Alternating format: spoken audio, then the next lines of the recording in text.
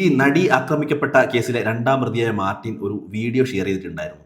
ആ വീഡിയോയിൽ പറയുന്നത്, അതായത് ഈ പൾസർ സുനിയും അതേപോലെ തന്നെ ഈ ആക്രമിക്കപ്പെട്ട നടിയൊക്കെ ഗോവയിൽ വെച്ച് ദിലീപിനെതിരെ നടത്തിയ ഒരു ഗൂഢാലോചനയുടെ ഭാഗമാണ് ഈ കേസ് എന്നൊക്കെ പറഞ്ഞായിരുന്നു ആ ഒരു വീഡിയോ. അത് മാത്രമല്ല, വിശ്വസിക്കാവുന്നതും വിശ്വസിക്കാൻ പറ്റാത്തതുമായ ഒരുപാട് കാര്യങ്ങൾ മാർട്ടിന് ആ ഒരു വീഡിയോയിൽ പറയുന്നുണ്ട്. ഏകദേശം 20-25 മിനിറ്റോളം ഉണ്ടെന്ന് തോന്നുന്നു ആ ഒരു വീഡിയോ.